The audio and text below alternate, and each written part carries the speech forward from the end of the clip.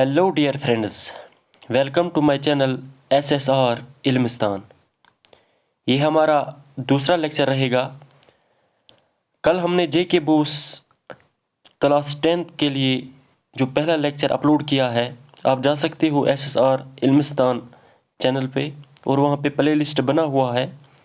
हम MCQs की ये सीरीज़ कर रहे हैं। कल हमने इलेक्ट्रिसिटी का यूनिट किया था, आज हम लाइट, रिफ्लेक्शन एंड रिफ्रैक्शन का MCQs करेंगे।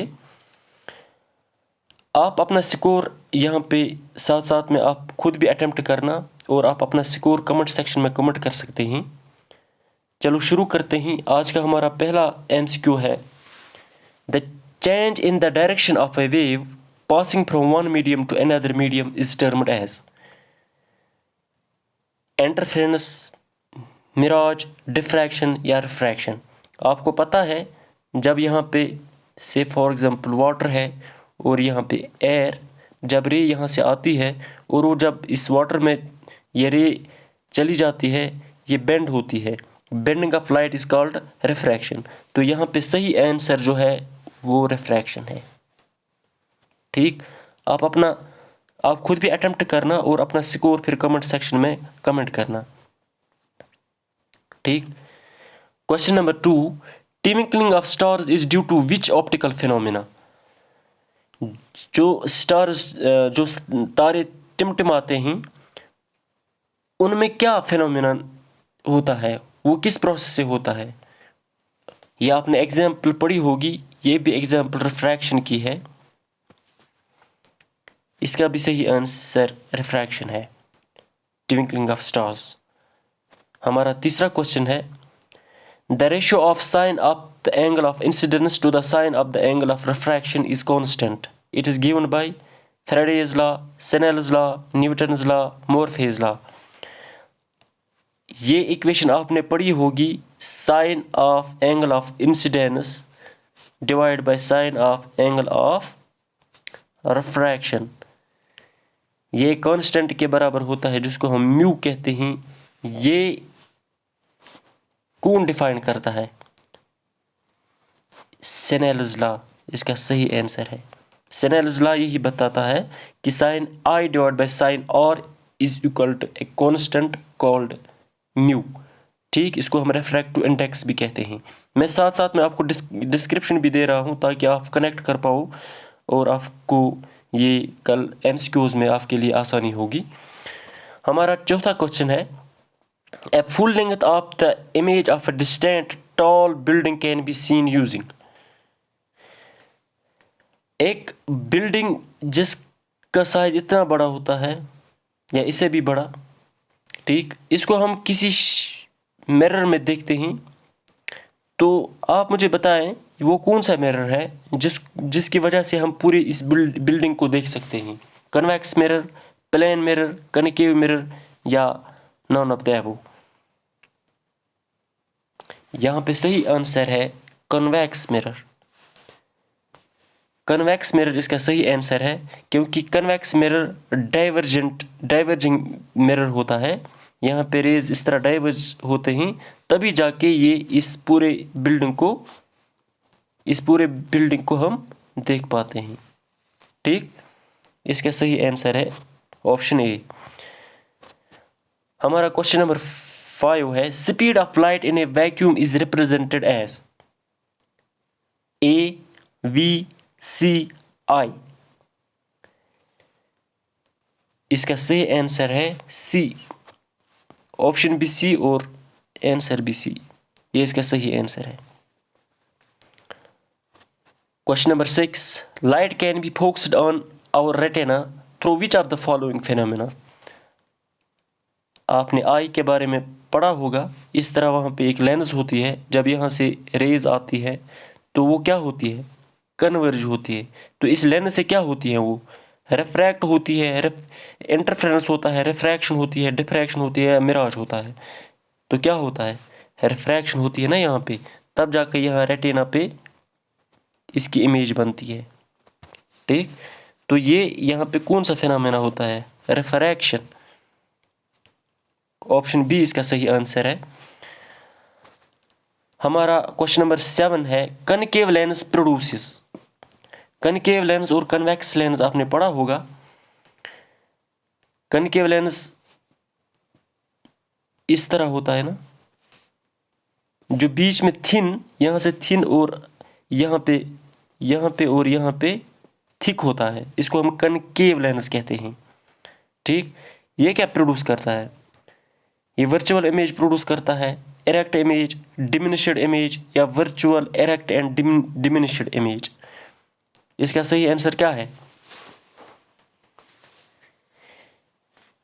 जब किसी ऑब्जेक्ट से कोई रे आती है, से फॉर एग्जांपल यहाँ पे कुछ है कैंडल वैंडल, तो वो जब यहाँ आती है ये डाइवर्ज होती है, इस तरह डाइवर्ज होती है। ठीक, तब जाकर हम इस ऑब्जेक्ट को देख पाते हैं। तो इसकी इमेज कहीं यहाँ पे बनती है बिहाइंड द लेंस, तो इसको हम कहते हैं वर्चुअल। ठीक, जिस तरह ये यहाँ पे है, इसी तरह इरेक्ट अपराइट यहाँ पे इमेज देखने को मिलती है, इरेक्ट। और जो इसका साइज होता है, इसका साइज बड़ा होता है, ये यहाँ पे थोड़ा उल्टा हो गया है, इसका साइज स्मॉल होता है, इसका साइज लार्ज होता है, तो इमेज इसकी छोटी बनती है, तो इसको हम कहते हैं डिमिनिश्ड इमेज। इसका सही आंसर है ऑप्शन डी। कनकेव लेंस क्या प्रोड्यूस करता है? Virtual erect and diminished image. Plane mirror कौन सी इमेज बनाता है? यहाँ पे एक मिरर है, यहाँ पे ये पॉलिश्ड है, ठीक, और यहाँ से इसकी शाइनी सरफेस है। ठीक, यहाँ पे कोई ऑब्जेक्ट होगा इस तरह,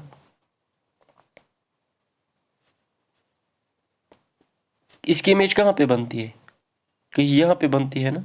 जब इस बिहाइंड द मिरर बनती है, इसको हम कहते हैं वर्चुअल इमेज। क्या कहते हैं?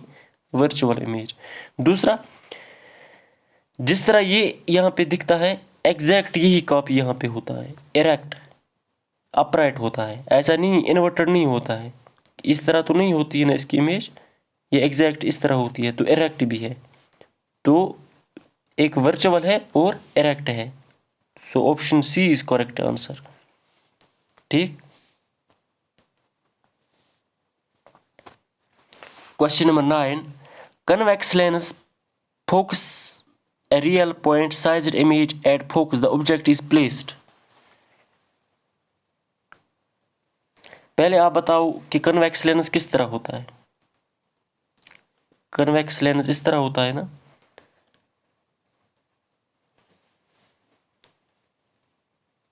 अगर यहाँ पे जाके, इसमें दो फोकस पॉइंट्स होते हैं, एक यहाँ पे होता है, देखिए यहाँ पे एक फोकस यहाँ पे होता है, एक यहाँ पे होता है। ठीक, अब अगर यहाँ से लाइट इस तरह आती है, इस तरह आती है, तो वो यहाँ पे रिफ्रैक्ट होकर फिर यहाँ पे कन्वर्ज होती है और यहाँ पे लाइट पड़ती है। ठीक है, फोकस होती है वो इस कन्वर्ज होती है इस फोकस पे। ठीक, लेकिन लाइट कहाँ से आती है? यहाँ से इन्फिनिटी से आती है ना, तो इन्फिनिटी से जब लाइट आएगी फिर कन्वेक्स लेंस से गुजर कर वो फोकस पे कन्वर्ज होती है, तो इसका सही आंसर है एट इन्फिनिटी। जब हम किसी ऑब्जेक्ट को इन्फिनिटी पे रखेंगे तब जाकर इमेज कहाँ पे? फोकस पे बनेगा। ठीक, option C is correct answer. Question 10, the unit of power of lens is. Power of lens ये है ना, इसका यूनिट का क्या है? इसको हम किस तरह मेजर करते हैं? किस में मेजर करते हैं? डायोप्टर। तो डायोप्टर इसका सही आंसर है। Question 11, when white light moves through vacuum. जब व्हाइट लाइट वैक्यूम से गुजरती है यानी स्पेस से गुजरती है, तो उस वक्त क्या होता है? Violet has greater speed than red, red has greater speed than violet, all colors have the same speed, different colors have different random speeds। तो क्या यहाँ पे आंसर आएगा? क्योंकि लाइट में तो सभी कलर्स मौजूद होते हैं ना, विबगी और आपने पढ़ा होगा, violet, indigo, blue, green, yellow, orange, red, तो हर एक कलर की सेम स्पीड होती है, तो ऑप्शन सी इज यहाँ सही, ऑप्शन सी है। ठीक, question 12, spherical air bubble in water will act as। जब किसी बर्तन में पानी होता है ना, तो उसमें बबल्स बनते हैं कभी, तो वो बबल एक लेंस की शेप इख्तियार करता है। तो वो लेंस किस तरह होता है? वो लेंस बीच में एयर होता है ना, जब बीच में एयर होगा तो वो इस तरह कुछ होगा, और यहाँ पेरीफेरी पे वाटर होगा, तो यहाँ पे ये डेंस होगा, थिक होगा, तो ये इस तरह बनेगा ना, पेरीफेरी पे थिक और बीच में थिन। तो ये कौन सा लेंस है? Concave lens. तो ये इसका सही आंसर है, concave lens. Option A is correct. ठीक, अब आप ये मत सोचना कि ये इस तरह थोड़ा बन रहा है तो ये कन्वेक्स लेंस होगा, इस तरह नहीं होता है। ये इस तरह पूरा स्फेरिकल है, ये ओवल शेप्ड होता है, ये अलग है, ये अलग है। ठीक, ये जो यहाँ एयर बबल बनता है इसको हम कनकेव लेंस कहते हैं, ये कनकेव लेंस बनाता है। Next, when a beam of pure white light passes through a prism what happens then? जब यहाँ पे एक प्रिज्म होगा और इस पे लाइट पड़ेगी तो ये क्या होता है? इस तरह इसमें डिस्पर्शन होती है ना। Option A, the ray will be reflected, the ray will converge, the beam will flicker, the beam will be scattered. यहाँ पे ये डिस्पर्शन इसका होता है ना, तो डिस्पर्शन यहाँ पे नहीं दिया गया है आंसर में। तो दूसरा हम इसको हम बता सकते हैं कि ये डिस्पर्स हुआ या स्कैटर हुआ, यानी यहाँ पे एक लाइट पड़ी, ये कोई इसका पार्ट यहाँ पे चला गया, एक पोर्शन यहाँ पे, एक यहाँ पे, ये तो स्कैटर हुई ना, ये बिखर गई, इसको हम कहेंगे the beam will be scattered. Option D is correct. Next, what would be the colour of the sky a viewer by an astronaut at the international space station? यहाँ पे आप जब स्काई की तरफ देखते हो तो आपको स्काई किस कलर का दिखता है? ब्लू कलर का। क्यों? यहाँ पे एटमॉस्फेयर है, यहाँ पे एटमॉस्फेयर है। ठीक, लेकिन जब आप इस एटमॉस्फेयर से पार कर जाओगे, जिस तरह एस्ट्रोनॉट्स करते हैं, वो इंटरनेशनल स्पेस स्टेशन पे होंगे, वहाँ पे एटमॉस्फेयर तो नहीं होता, वहाँ पे यहाँ पे एटमॉस्फेयर की वजह से हमें स्काई ब्लू दिखाई दे रहा था। इसमें कौन सा प्रोसेस होता था? रिफ्रैक्शन का। लेकिन वहाँ पे एटमॉस्फेयर ही नहीं है तो रिफ्रैक्शन भी नहीं होगा, कोई प्रोसेस ही नहीं होगी, तो वहाँ पे स्काई किस कलर का दिखेगा? ब्लैक कलर का दिखेगा। ये ऑप्शन याद रखना, option A is correct. Next question, what kind of mirrors is used as rear view wing mirrors in vehicles? ये क्वेश्चन इस तरह लिखा है, इसमें विंग लिखा हुआ है, ये कुछ गलत हुआ है इसमें। कौन सा मिरर लगता है जब आप रियर व्यू, जब आप गाड़ी चला रहे होते हो ना, तो एक उसमें साइड जो शीशा होता है उसका हम रियर व्यू कहते हैं। तो इसमें कौन सा उसमें किस किस्म का मिरर लगा होता है? मैंने आपको अभी कहा, जब यहाँ पे आप किसी बड़ी चीज़ को देखोगे, क्योंकि बाहर आप किसी बड़ी गाड़ी को देखोगे ना, तो वहाँ पे आपको कौन सा मिरर चाहिए? जो डाइवर्जेंट रेज, जो जिसमें डाइवर्जेंट रेज आते हों। डाइवर्जेंट रेज या डाइवर्जिंग मिरर कौन होता है? उसको हम क्या मिरर कहते हैं? Convex mirror. तो यहाँ पे कन्वेक्स मिरर इसका सही आंसर है।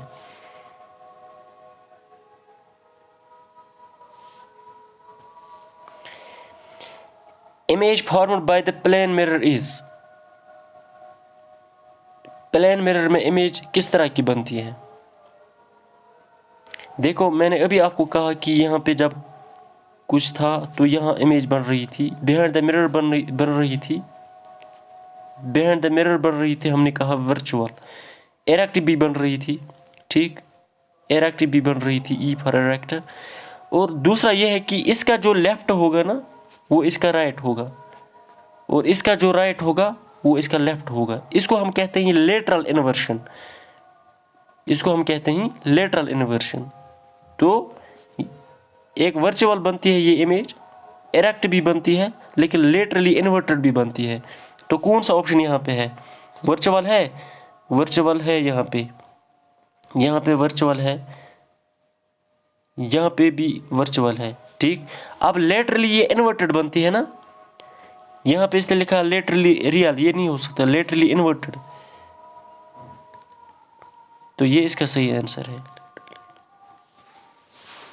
लेटरली इन्वर्टेड मीन्स कि इसका लेफ्ट इसका राइट दिखेगा और इसका राइट इसका लेफ्ट दिखेगा।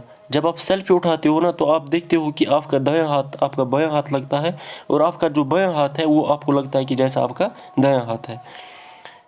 ठीक।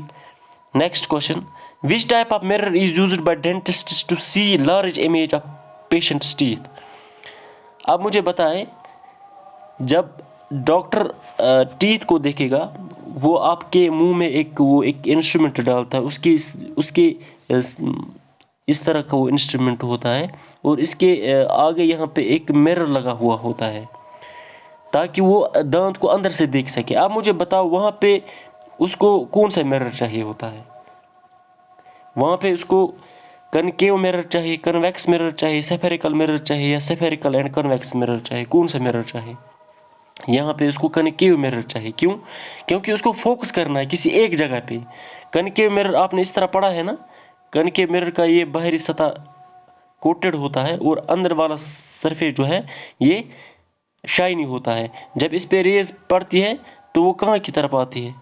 यहाँ की तरफ आती है। इसी तरह अगर कोई और ये कन्वर्ज होती है, जब ये कन्वर्ज होती है इसको हम कन्वर्जिंग मिरर भी कह सकते हैं। कनकेव मिरर को हम कन्वर्जिंग मिरर भी कहते हैं। यही मिरर डॉक्टर यूज़ करता है ताकि आपके दांत में कैविटी मत है वो चेक करने के लिए। तो कैविटी मत है, कैविटी सी फॉर केव, तो कनकेव मिरर इसका सही आंसर है। ठीक।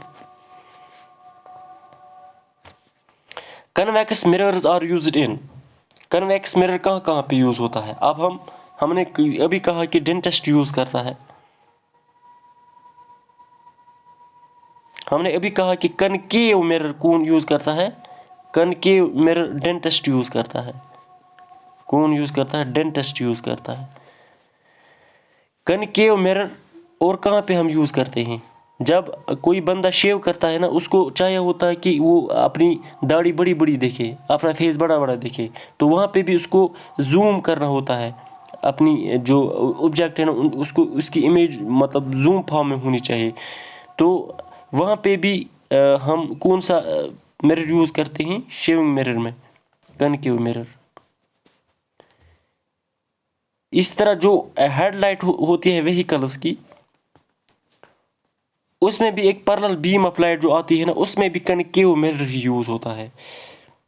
अब सिर्फ एक चीज़ मैंने बताया कि जिसमें डाइवर्जेंट मिरर, जिसको हम कन्वेक्स मिरर भी कहते हैं, वो सिर्फ एक चीज़ में यूज़ होता है, जब यहाँ पे रियर व्यू ऑफ व्हीकल हो और यहाँ पे एक बहुत सी बड़ी बिल्डिंग हो। इसको देखने के लिए ये मिरर का डाइवर्जेंट रेज होना ज़रूरी है। तो ये जो यहाँ पे मिरर है इसको हम कहते हैं रियर व्यू मिरर। इसी मिरर को हम कहते हैं कन्वेक्स मिरर। तो इसका सही आंसर जो है, इसका सही आंसर है ऑप्शन डी। कन्वेक्स मिरर कहाँ पे यूज़ होता है? जो आपकी गाड़ी में रियर व्यू मिरर होता है वो कन्वेक्स मिरर होता है। ठीक। बाकी जो जितने भी यहाँ पे हैं ये सारी कनकेव मिरर्स है जो डेंटिस्ट यूज़ करता है, जो शेविंग मिरर होता है, जो व्हीकल के हेडलाइट्स होते हैं उसमें भी कनकेव मिरर यूज़ होता है। देखो इससे क्या होगा कि आपके 3-4 क्वेश्चन एक ही क्वेश्चन में आते हैं, इसलिए मैंने ये डिस्क्राइब किया। अच्छा, ratio of sine I and sine R is known as, मैंने अभी आपको कहा sine of angle of incidence divide by sine of angle of refraction. इसको हम क्या कहते हैं? म्यू। ये म्यू के बराबर होता है। ये स्नेल्स लॉ कहता था ना ये इक्वेशन, तो इस म्यू को हम कहते हैं रिफ्रैक्टिव इंडेक्स। मैंने आपको अभी कहा रिफ्रैक्टिव इंडेक्स। तो इसका सही आंसर क्या आएगा? Refractive index.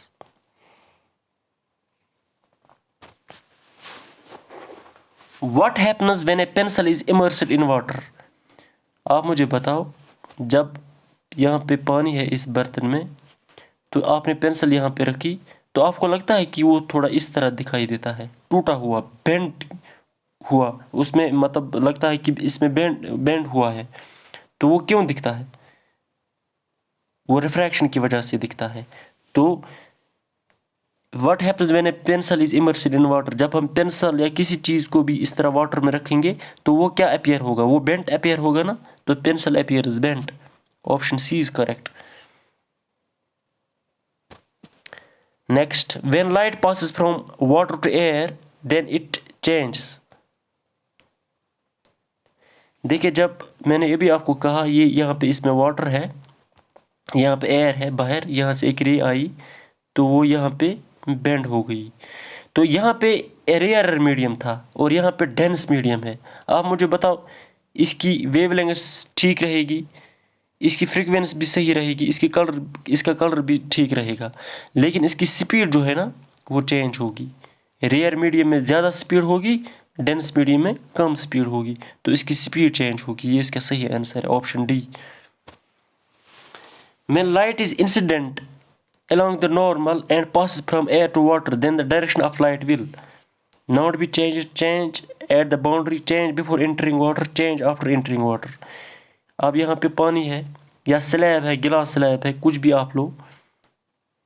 यहाँ पे इसने वाटर का बोला है तो वाटर ही हम लेंगे, और यहाँ पे एयर है। यहाँ से एक लाइट आई जो बिल्कुल इसके नॉर्मल पे है, इसके परपेंडिकुलर है, तो इसका क्या हो जाएगा? इसकी डायरेक्शन, अक्सर हमने देखा कि अगर हमने यहाँ पे इस रे को डाला था तो ये थोड़ी सी बेंड होती थी कि नहीं होती थी? होती थी। अगर हम इसी तरह यहाँ से भी डालेंगे तो ये थोड़ा सा इस तरह बेंड होगा कि नहीं? ज़रूर होगा। लेकिन इसके बरअक्स अगर हम सिर्फ इसको नॉर्मली इस तरह डालेंगे इस रे को, तो ये बेंड नहीं होगी, ये डायरेक्ट स्ट्रेट इसमें जाएगी, तो इसकी डायरेक्शन चेंज नहीं होगी। तो ऑप्शन ए इज करेक्ट। ठीक। What is the unit of refractive index? Refractive index किसके बराबर है? Sine I by sine R. ये मैं बार बार इसलिए बता रहा हूँ ताकि आपको आसानी हो। इज इक्वल टू म्यू, यही रिफ्रैक्टिव इंडेक्स है ना। लेकिन साइन जो है ना, साइन तो चलो ठीक है, ये भी एंगल है, ये भी एंगल है, नीचे भी एंगल है, ऊपर भी एंगल है, तो एंगल डिवाइड बाय एंगल किसके बराबर आता है? 1। यानी इसका कोई यूनिट ही नहीं होता है, तो इसका कोई यूनिट नहीं है, ये यूनिटलेस है। रिफ्रैक्टिव इंडेक्स एक कांस्टेंट है, इसका कोई यूनिट नहीं है। ठीक। इसका 1 भी आ सकता है, कुछ भी आ सकता है वैल्यू, लेकिन इसका कोई यूनिट नहीं होता।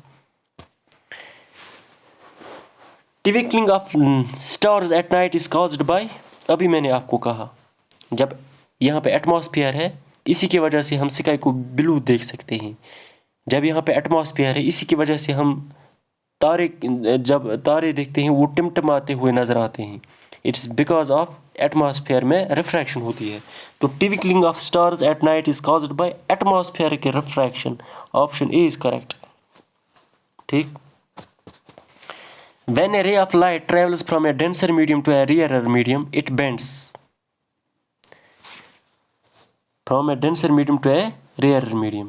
यहाँ पे एक डेंसर मीडियम है, से फॉर एग्जाम्पल यहाँ पे पानी है। ठीक। यहाँ पे हम पहले ही एक नॉर्मल ड्रा करेंगे और यहाँ से एक रे को निकालेंगे। आप मुझे बताओ, यहाँ पे एयर है, ये यहाँ पे एयर है, जब यहाँ से ये रे बाहर निकलेगी क्या ये बेंड टुवर्ड्स नॉर्मल होगी या अवे फ्रॉम नॉर्मल होगी? रेयर, ये from dense medium to rare medium आ रहा है, तो ये अवे फ्रॉम नॉर्मल होगी ना बेंड, ये इस तरह होगी बेंड। ठीक। Away from the normal and slow down. लेकिन दूसरा है अवे फ्रॉम नॉर्मल, तो अवे फ्रॉम द नॉर्मल होगा। ये दो ऑप्शन है, अवे फ्रॉम नॉर्मल। लेकिन यहाँ पे बोल रहा है कि ये स्लो डाउन है, यहाँ पे बोल रहा है कि इट्स स्पीड इंक्रीजेस। पहले बताओ कि जब ये डेंस मीडियम में था इसकी स्पीड कुछ थी, अब ये रेयर मीडियम में आया, इसकी स्पीड इंक्रीज होगी, डिक्रीज नहीं होगी, क्योंकि ये अब उस मीडियम में आ गया, वो इतना कॉम्पैक्ट नहीं है। यहाँ पे इसकी स्पीड बढ़ेगी इस मीडियम में आके, तो इसकी स्पीड बढ़ेगी, तो एंड इट्स स्पीड इंक्रीजेस। तो option D is correct. Next, which of the following materials can not be used to make a spherical lens?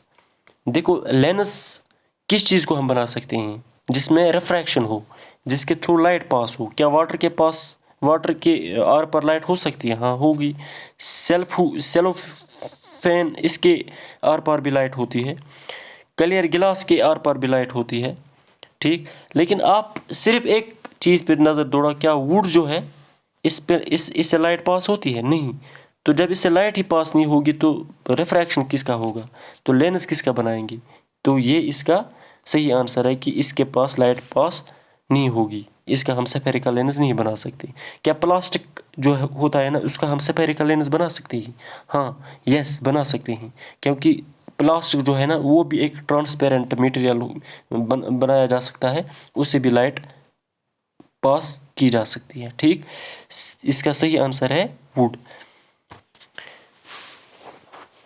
The correct relation between the focal length of a lens and its power is. क्या आपको नहीं पता power किसके बराबर होता है? Power is equal to 1 by focal length.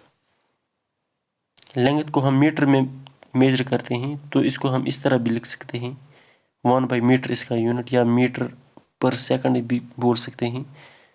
तो इसका ऐसा यूनिट है, इसी एम पर सेकंड को हम क्या कहते हैं? डायोप्टर, ठीक। तो इसका सही आंसर क्या है? पावर को हम किस तरह इक्वेट करते हैं? 1 by f, 1 by focal length. तो ये इसका सही आंसर है।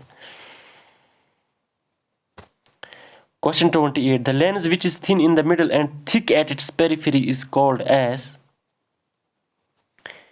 ये लेंस कौन सा लेंस है जो बीच में थिन है लेकिन पेरिफेरी पे थिक है? ये लेंस कौन सा लेंस है? इसको हम क्या लेंस कहते हैं? ये कनकेव लेंस है। Option A is correct. इस कनकेव लेंस को हम और किस नाम से जानते हैं? यहाँ से लाइट आई और ये इस तरह यहाँ से भागती है, यहाँ से लाइट आई, ये इस तरह यहाँ को भागती है, ये डाइवर्ज होती है ना, इसको हम कहते हैं डाइवर्जेंट लेंस। कनकेव लेंस को हम दूसरा नाम क्या कहते हैं? Divergent lens. तो ये इसका सही आंसर है, ठीक। Hypermetropia can be corrected by using. पहले आपको पता होना चाहिए हाइपरमेट्रोपिया किसको कहते हैं। देखो, एक है मायोपिया, एक है हाइपरमेट्रोपिया। हाइपरमेट्रोपिया, ठीक, मैं शॉर्ट लिखता हूँ। ये हाइपरमेट्रोपिया जो है ना, ये बड़ा नाम है ना, तो इसको हम कहते हैं फॉर साइटेडनेस, ठीक। मायोपिया शॉर्ट नेम है ना, इसको हम कहते हैं शॉर्ट साइटेडनेस, ठीक। मायोपिया जो शॉर्ट साइटेडनेस है ना, इसमें इंसान को नज़दीक का दिखता है, दूर का नहीं दिखता है, ठीक है, दूर का नहीं दिखता है। तो ये मायोपिया जो है ना, इसके लिए हम कौन सा लेंस लगाते हैं? कनकेव लेंस लगाते हैं। ये आपने पढ़ा होगा, कनकेव लगाते हैं, ठीक। ये जो हाइपरमेट्रोपिया है ना, इसको हम फार साइटेडनेस कहते हैं, यानी कि नज़दीक का तो अच्छे से दिखता है लेकिन दूर का नहीं दिखता है, दूर का अच्छे से दिखता है लेकिन नज़दीक का नहीं दिखता है। नाम में यह है कि हाइपरमेट्रोपिया, यानी ये बड़ा नाम है तो ये दूर पड़ता है, इसको हम फार साइटेडनेस कहते हैं, ठीक है ना। यहाँ पे बंदे को दूर का अच्छे से दिखता है लेकिन नज़दीक का नहीं दिखता है। जब नज़दीक का नहीं दिखता है तो इसको कोई ऐसा लेना चाहिए जो कन्वर्जेंट लेंस हो। कन्वर्जेंट लेंस कौन सा है? Convex lens. तो आप मुझे बताओ कि हाइपरमेट्रोपिया किस लेंस से करेक्ट हो जाएगा? यहाँ पे कौन सा आंसर आएगा? कन्वेक्स लेंस, ये इसका सही आंसर है। Which type of lens is required for correcting the vision of a person with myopia? अब अभी मैंने कहा कि जब आपने हाइपरमेट्रोपिया के लिए कौन सा लेंस लगाया आपने? Convex lens. तो मायोपिया के लिए कौन सा लगाओगे? Concave lens. कनकेव लेंस का दूसरा नाम क्या है? Converging lens. इसी को हम कनकेव लेंस भी कहते हैं, ठीक। कनकेव और कन्वर्जिंग लेंस एक ही होता है। मायोपिया के लिए कन्वर्जिंग लेंस ठीक आंसर है, ठीक है। The focal length of a convex lens is. Convex lens जो है ना, इसका जो फोकल लेंथ है वो क्या होता है? वो हमेशा पॉजिटिव रहता है। अब अगर मैं यहाँ पे आपको बता दूं कि किस तरह है, आप खामखा कंफ्यूज हो जाओगे। अगर आप राइट साइड पे आओगे तो पॉजिटिव होगा, फोकस यहाँ पे है, लेफ्ट साइड पे जाओगे तो नेगेटिव है, तो दूसरा फोकस इसका यहाँ पे होता है। तो यहाँ पे आप समझो कि इसका जो कन्वेक्स लेंस जो होता है, इसका जो फोकल लेंथ होता है वो पॉजिटिव होता है। ठीक। The ratio of the height of image to the height of the object is called, height of image to the height of object, इसको हम क्या कहते हैं? इसी को हम कहते हैं ना मैग्निफिकेशन या लीनियर मैग्निफिकेशन। तो हमारा सही आंसर क्या है? Linear magnification. इस लीनियर मैग्निफिकेशन का हमें एक और इक्वेशन भी मिलता है, v divide by u is equal to m। ठीक, ये भी इसका एक इक्वेशन है। ठीक, ये अलग से है। इसका सही आंसर है linear magnification. What's the unit of magnification? अब ऊपर भी हाइट ऑफ इमेज है, नीचे भी हाइट ऑफ ऑब्जेक्ट है। जब ऊपर भी मीटर या सेंटीमीटर में कोई भी यहाँ पे क्वांटिटी आएगी, नीचे भी सेंटीमीटर में आएगी या मीटर में आएगी, तो सेंटीमीटर सेंटीमीटर के साथ कट जाएगा, तो यहाँ पे क्या रहेगा? 1। तो इसका कोई यूनिट है ही नहीं, तो क्या है? It has no unit. Option D is correct. Which of the following relations correctly represent a magnification m produced by a convex mirror? Convex mirror कौन सा होता है? ये कन्वेक्स मिरर है ना। कन्वेक्स मिरर को हम क्या कहते हैं? दूसरा नाम इसका क्या है? नहीं, ये कनकेव मिरर है, गलत बनाया मैंने। कन्वेक्स मिरर इस तरह होता है, कन्वेक्स मिरर इस तरह होता है, यहाँ पे कोटेड और अंदर वाला जो नहीं, फिर से गलत बनाया मैंने। अंदर से कोटेड होता है और बाहर से शाइनी सरफेस होता है। ये कन्वेक्स मिरर है। यहाँ पे आप क्या देखते हो? यहाँ पे जितनी भी इमेजेस बनेंगी उनका साइज ऑब्जेक्ट से कम होगा, डिमिनिश्ड होंगी। तो मैग्निफिकेशन का जो इक्वेशन है HI/HO, यानी image of height of image और हाइट ऑफ ऑब्जेक्ट, जब ये वैल्यू बड़ा होगा, जब ये वैल्यू ऑब्जेक्ट बड़ा होगा, ये कम होगा, तो आप मुझे बताओ इसका वैल्यू कभी 1 आ सकता है? नहीं, यानी लेस देन 1 है। लेकिन ऐसा भी नहीं है कि ऑब्जेक्ट की कोई न कोई इमेज ज़रूर आती है। ऐसा नहीं है कि कहीं पे ऑब्जेक्ट रखो आप तो इमेज आएगी ही नहीं। अगर इमेज नहीं आती तो हम कहते हैं ज़ीरो तो नहीं रहेगा। तो इसको हम इस तरह रिप्रेजेंट करते हैं, यानी 0 is less than magnification but magnification is less than 1। यानी इसकी इमेज बन रही है कन्वेक्स मिरर की, 0 तो नहीं बन रही है, 0 तो लेस है उस इमेज से, इस मैग्निफाइड इमेज से। ठीक है, लेकिन ये मैग्निफाइड इमेज ऑब्जेक्ट की इमेज के बराबर नहीं है, तो लेस देन 1 है। ये इसका सही आंसर है। अब इसमें मैं डीप ज़्यादा नहीं जाना चाहूँगा, वरना आप कंफ्यूज हो जाओगे। आपके सर ने आपको किस तरह पढ़ाया होगा, मैं उसमें आपको डिस्टर्ब नहीं करूँगा। बस ये याद रखना कि कन्वेक्स मिरर के लिए ये फॉर्मूला आपको जहन में रखना है, 0 is less than m, m is less than 1। ये लास्ट क्वेश्चन है, if an object is placed at the centre of curvature of A concave mirror its image will be such that. अब concave mirror, हमने अभी convex mirror बनाया, concave mirror आप किस तरह बनाओगे? इस तरह बनाओगे ना। ये कनकेव मिरर है, यहाँ शाइनी सरफेस अंदर की तरफ है ना, यानी इसका केव बना हुआ है शाइनी सरफेस का, इसलिए इसको कनकेव मिरर कहते हैं। तो हमने ऑब्जेक्ट को कहाँ पे रखा है? ये प्रिंसिपल एक्सिस है, यहाँ पे सेंटर ऑफ कर्वेचर है, ये सेंटर ऑफ कर्वेचर है। हमने ऑब्जेक्ट को यहाँ पे रखा। अब यहाँ से रेज यहाँ पे जाएंगे ना, जब ये यहाँ पे वापस रिफ्लेक्ट होकर आएंगे ना, तो इमेज भी यहाँ पे बनेगी। कहाँ पे? सेंटर पे ही बनेगी। लेकिन अगर ये इस तरह है तो ये इसकी इमेज इस तरह बनेगी। जब इमेज इस तरह बनेगी, ये ऑब्जेक्ट है ना, ऑब्जेक्ट इस तरह है, लेकिन इसकी इमेज इन्वर्टेड है, ये इस तरह नहीं है, ये इन्वर्टेड है। जब इमेज इन्वर्टेड बनती है ना, ये हमेशा रियल होती है। अब यहाँ पे जो कि सेंटर पे ऑब्जेक्ट है और कनकेव मिरर है, इसकी इमेज यहाँ पे बन रही है, किसी जगह यहाँ पे बन रही है।